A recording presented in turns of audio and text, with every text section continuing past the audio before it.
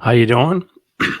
So here I'm going to go over Generative Fill in Photoshop Beta, as well as in Adobe Firefly.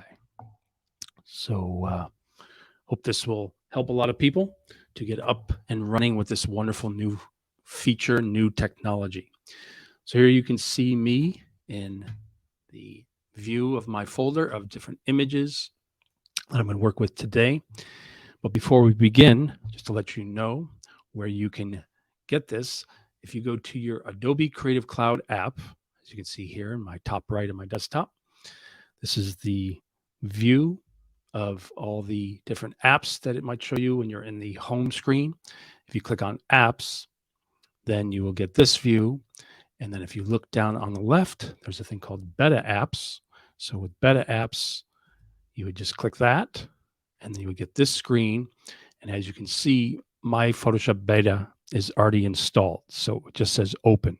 But as you can see with the other desktop apps, such as Illustrator, you would just click install. So if you don't already have Photoshop beta installed, it would be here and you would just click install as opposed to open.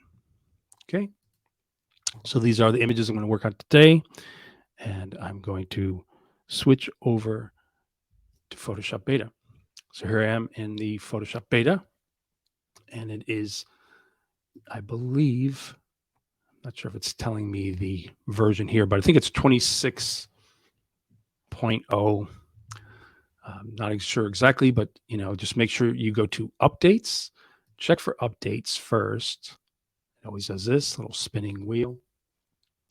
Then go to your beta apps and then install. So here we are in the Photoshop beta. Here's first image. And what I tend to like to do, even though I don't necessarily have to, is I will do a Command J to make a new layer so I can see the before and after.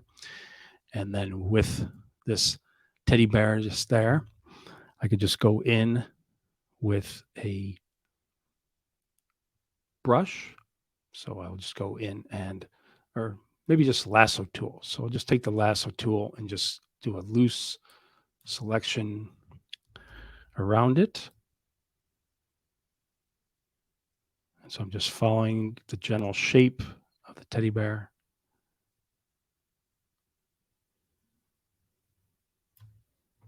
And then there's a little bit of a hang there. So I just hold down the shift key, which gives me a plus sign, and then I can add to that selection to make it more solid, just to make it solid. Then you'll see this new kind of contextual bar that floats. It reads what you're doing. And so it says generative fill. It knows pretty much that's what I want to do. And so if I click on generative fill, it then gives you this area where you can put in a text prompt. So in this case, I could just say girl sitting. I'm not even sure if I need the word sitting. And then I hit generate. And then you see the progress bar. And then in the properties panel, it also gives you a prompt area where you can also change your prompts and then regenerate again. It's a little abstract face, but and then if I go here, there's variations. So in the properties panel, you'll see that there's a variation section. So if it looks like this, just make sure you expand it, click the triangle, and then when you click here, you get different variations. Faces are a little bit strange, but do remember this is the Photoshop beta. This is the first kind of public release of it. So there will be new innovations all the time. So let me try that again. Just this time I'll just say girl and then hit generate. And you see the progress bar.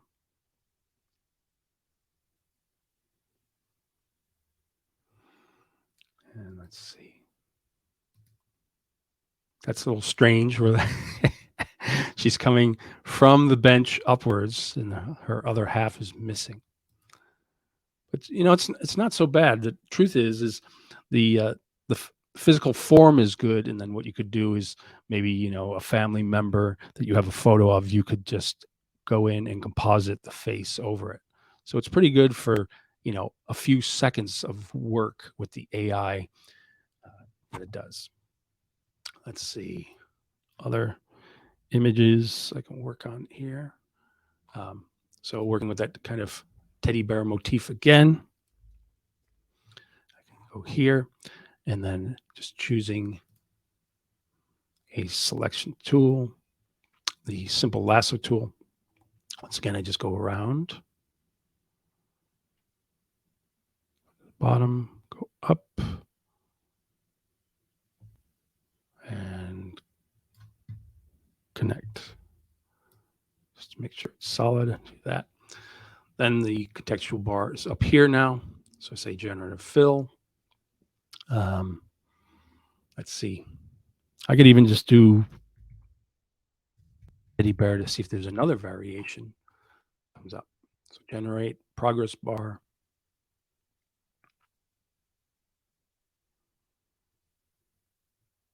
And the thing that makes this great is it's not just placing an image that you've typed, it is reading the information from the background. So you see that like where these frames were, they're seamlessly going behind the teddy bear's head and under the arms and the torso here. So it's quite nice that, there's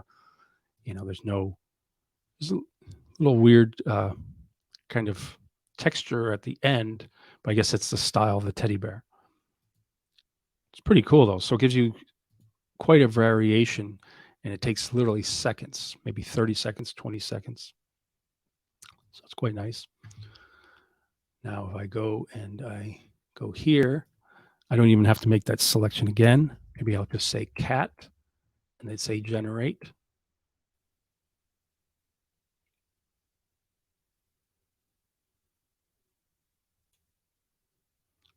Pretty fast though, progress bars. Like that's excellent, I think. So right there, you have a cat. Looks like it's on a table staring at you. And then you have the variations in your properties panel once again. So you can just go to the different variations, click on that, and you get a different. I think that's great. There might be a little bit, of information missing behind this frame here, but you could obviously select the left side, make a copy, duplicate it, flip it horizontally, and then place it there and maybe use a little bit of layer masking. But it's quite good. So like that. Pretty good. And then I also wanted to show you how easy it is. Let me just see what my other images are. Yeah, with my other images, let's see, maybe this one would be good. So easy is to just put in a new image. So say that's a little bit large, so Command D, just put something like here, Generative Fill, and then I'll just say eagle. Turn. Bar.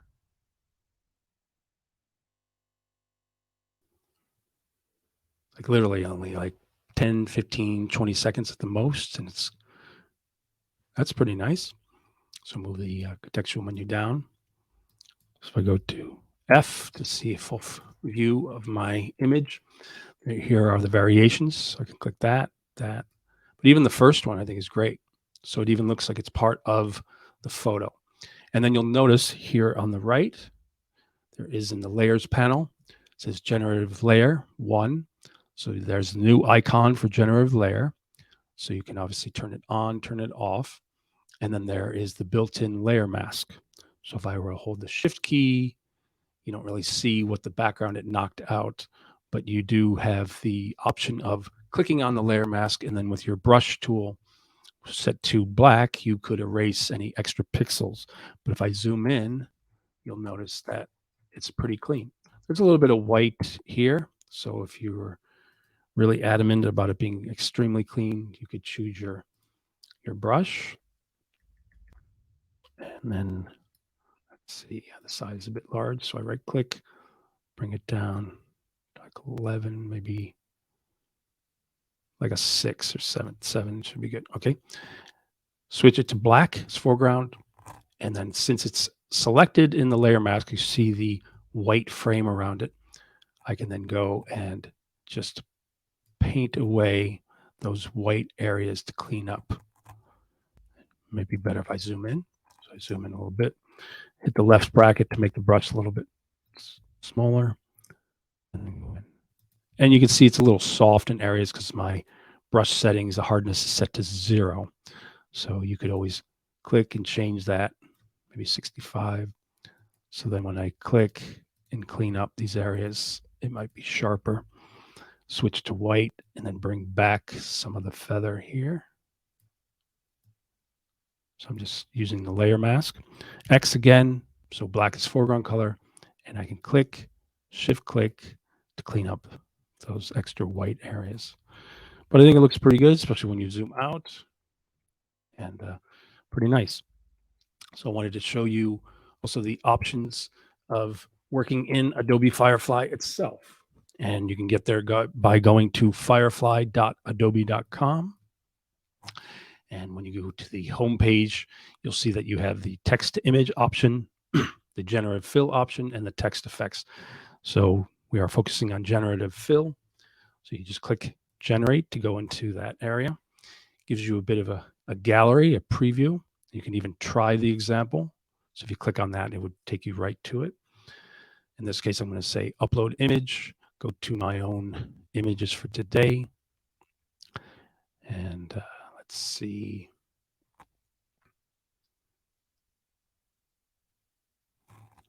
So I like these couple images. Well, yeah, you do one image at a time. So I'm just going to click this one.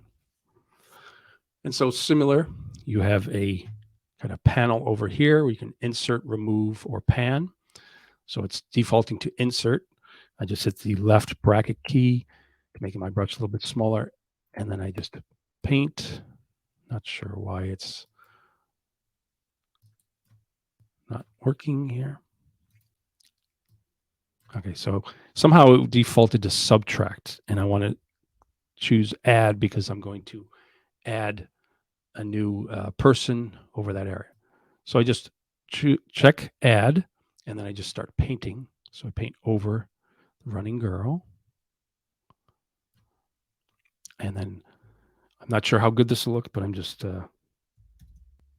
curious. If I put in running dog, I'm not even sure I need to put in running. I hit generate, and then it'll generate 4 different options down here. So it's very subtle, but the little kind of shimmering gray. So bit abstract. So what I'm going to do is I'm going to hit cancel. It keeps that kind of subtraction, that selection, and I'm just going to get rid of the word running. And I'm going to hit dog. I think it's because it's so vertical that it might be distorting the dog a bit. Yeah, it's a little strange. So I hit cancel. So since it was a running girl, maybe I want like a running boy. So I'm going to put in running boy. Generate. Little shimmering gray squares down there. It's progress.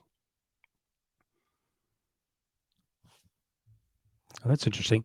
So I turn the boy into maybe a mixture of half boy, half in a kind of like teddy bear costume, or here he's just got punk hairdo. So you never know what you're going to get. That's what's fun about this. And yes, I know people will say, well, the quality doesn't seem that good or the edges aren't that good. Do remember this is Photoshop. Well, not Photoshop beta. This is Adobe Firefly beta. So it's in its first iterations and it will be developing all the time. So let me just go back, get rid of the word running, just click in boy and hit generate and let it do its thing. But yeah, just be aware this is the first stages of development for Adobe Firefly, Generative Fill, and Photoshop. So it's interesting that it's adding these extra elements. And it wants to add like some ears or something. But this one's not so bad. It shows some movement, but it created this weird kind of abstraction above. So I believe I can just go to save, and then I just choose remove. And then when I hit remove, I think it should just pick up the field behind. Yep.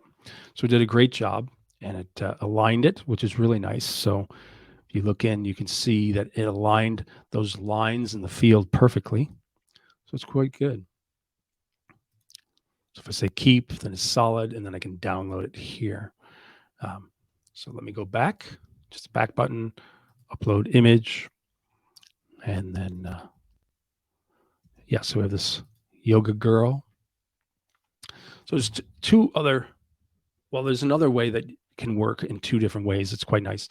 So you have the insert remove pan on the left, but yet you also have these options here. So you add, subtract, settings, background. If I go to background, just click on that, it will automatically delete the background. It took like literally 3 seconds. Now, I'm curious, as you saw, a little pop-up said that if you don't type in anything, it'll just kind of read the image and add something. So first, I want to just see what happens if I just hit generate. So it's kind of reading the image and going to come up with a background for me.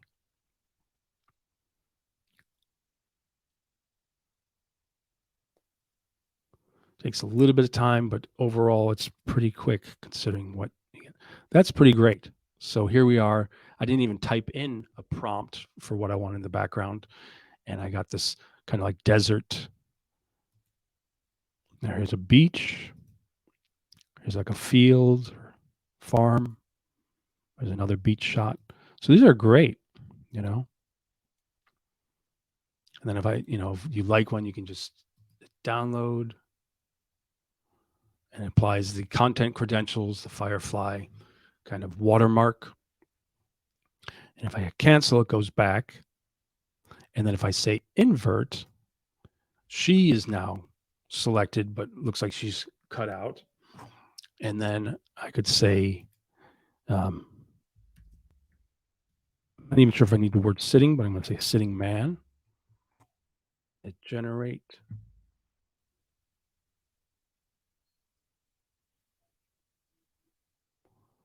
Takes a few seconds, but overall it's pretty fast considering what it's doing. So it's reading the image, it's reading my content. Now this is very interesting. So here it added a sitting man, which is what I wanted, but it also added someone in the distance. So that's pretty interesting, someone walking.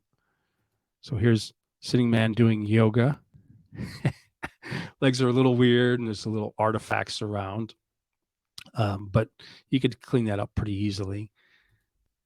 That got very abstract. Not sure what that is. Yeah, that's getting a little funky there. But the first one is pretty solid. So once again, I'm just going to go back and I'm going to say, don't know if I need the word sitting. So I'm going to say man. Click that. Takes a few seconds, but overall very fast. Looks like he's breaking out of a boat or something. He's doing headstands. Another headstand. Oh, he's got, at least got a pillow, so it's not as uncomfortable as it as it looks. It's got pretty abstract. So maybe I'll just say man meditating. Give it one last chance here.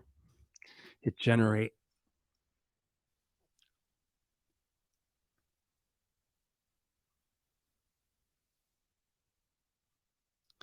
Takes a few seconds, but it really is fast. So there, meditating. There's a little bit of funkiness around once again, but I think you could easily go to remove, brush smaller with the left bracket, round, and choose some of these artifacts. Go down around here, hit remove, and it should read the image, understand where the content is, and fill those areas where there was, yeah, see, so now it's clean. And yes, it's not perfect. The hands are a little funky, but it does give you variations, sometimes better than others. Here it's nice integration with the background, but it's pretty good. Pretty good options. So do remember that is in the Photoshop, or when you go to Adobe Creative Cloud, If it's set to home, you go to apps, go to updates, check for updates. Does a quick spin, checking for updates, and then it will bring you back to this view. And if you look on the left, there is under categories, a section for beta apps. Just click on that. And then if you see Photoshop beta listed, and it should say install if you haven't installed it already. So for Photoshop beta, just click the install button if you haven't already. Otherwise, it says open. And then you open up your Photoshop beta. And then as you make a selection, that's where Generative Fill will show up in the contextual menu panel. Otherwise, if you go to firefly.adobe.com, that's where you have these options: text to image, generative fill, text effects. Just go to generative fill, generate, and upload your own image. Thanks everybody for watching. Hope that you found this helpful. Please do consider subscribing for my digital art, Photoshop, and AI art focused live streams and tutorials on my YouTube channel, youtube.com, Digital Art Drew. That's Digital Art Drew on YouTube. Please subscribe and watch all the different wonderful lives and tutorials. youtube.com/Digital Art Drew. Thanks, everybody.